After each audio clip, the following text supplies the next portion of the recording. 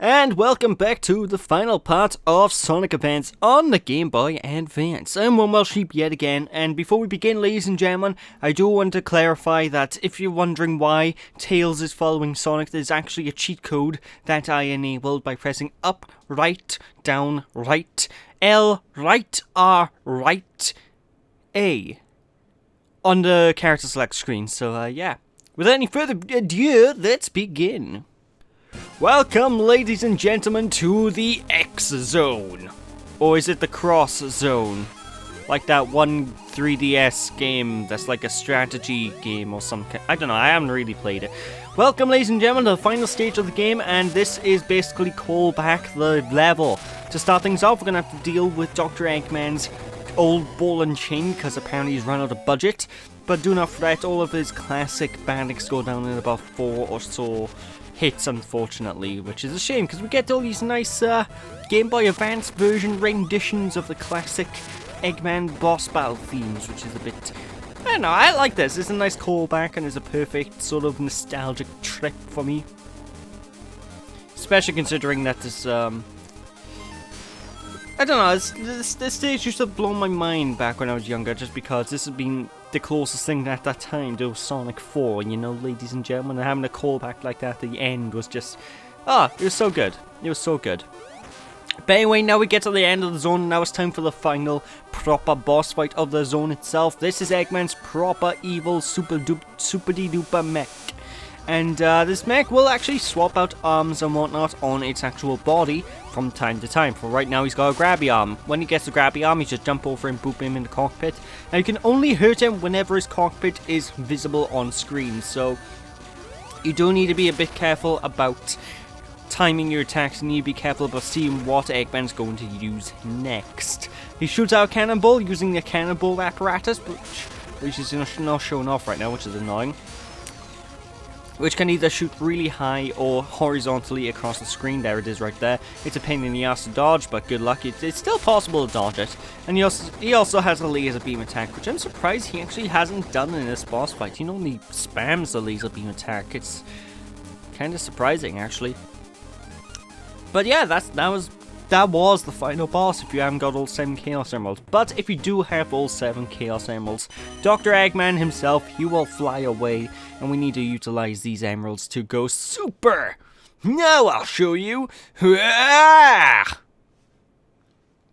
it's time to fly all the way to the moon. The Moon Zone. Good name, guys. 10 out of 10. You really put hustle on the name on that zone. And this is the worst... Probably the worst Supersonic boss out of the entire Sonic Advance trilogy, because it's a little bit funky to get control of. You know, Supersonic controls extremely floatily. It's like I'm on the moon or something. Basically, controls are a little bit dodgy, but what you're going to find yourself doing for the most part in this zone is you're going to be shooting out these capsules that Eggman shoots out of his body by pushing the B button to dash to collect rings. And whenever you get the chance to, just hit the top of the head of his cockpit and... eventually you'll get the hang of this boss. Basically, the only challenge this boss fight has is getting used to the controls. Once you've figured out the controls properly, you can pretty much just keep smashing away at his head until he goes down. It's honestly, it's a pretty lackluster boss fight, and it's a shame. It is a bit of a shame, to be perfectly honest. But hey, I can't expect perfection. It is only the first Supersonic boss in the entire Advanced trilogy, you know, they get better. But yeah, just keep booping him in the head so you can't get hurt physically, so just keep that up and he will die. And that moon should be half blown up. It happened in the last game. Continuity, guys, come on.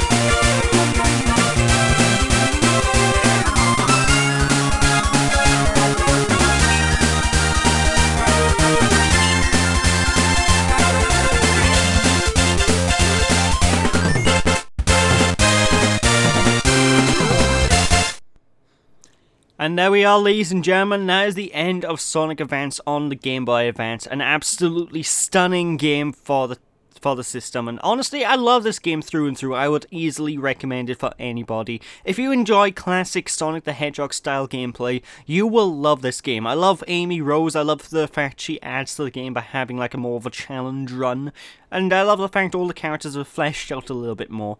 The only thing I could probably argue is a little bit off is maybe some enemy placements in like Egg Rocket Zone, and maybe